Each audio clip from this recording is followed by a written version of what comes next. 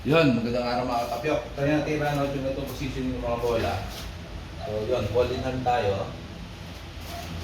So yun, tingnan natin ano yung preparasyon para maubos natin ito.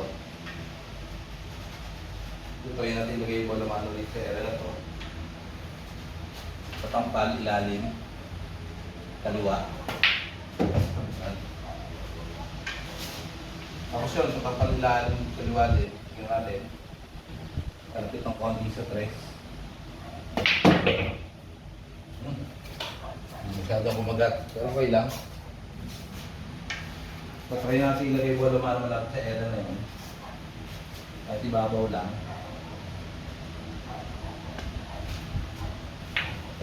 Oops. Medyo malakas pa ng konti, pero okay lang.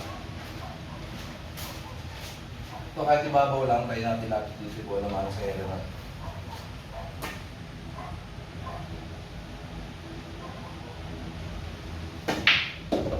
Lakas.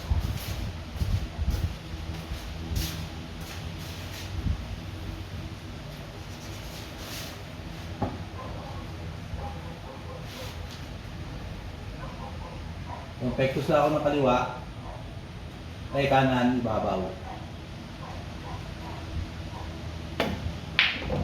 Para pag baba, papunta lang dito. Hindi sa magdalo sa sobra rito.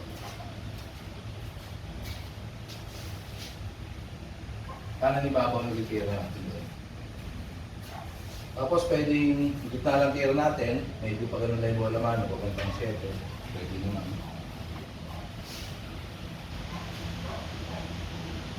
Ay, sorry. Nagalaw. Bigit lang natin.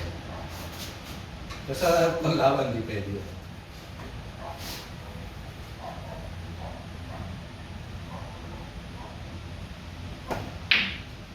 Oh! Masyadong malakas ang tira natin, mga kababayan. At dito lang sa dito. Okay lang. Kaya natin ipisin doon. Tapos medyo mag-pektos lang ako ng kontra, kanan ibabaw ng konti para pagtanda, hindi masyadong pag gano'n. At least pag ganito lang siya.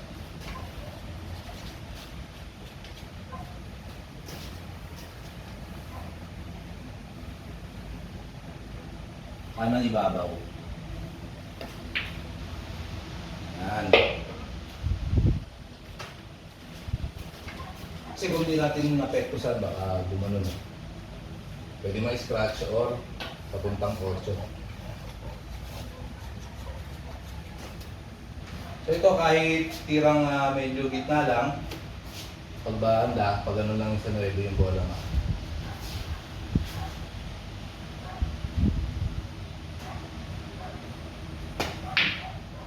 Yun. So yun, saktuhan lang yung naging preparasyon natin. So yun, last ball na tayo sa 9.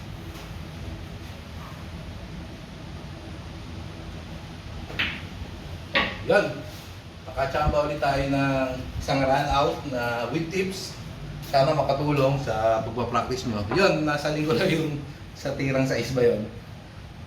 Linalik ko lang kasi kung sa tuwan laban, di pwede. So yung sa akin naman para mapakita lang sa inyo yung kung paano natin mara-run out. Paano mga tira. Para sa pagpapractice nyo, kung sakali mapanood yung video, makatulong. Yun, ang isang muli mga katapyok. Maraming salamat.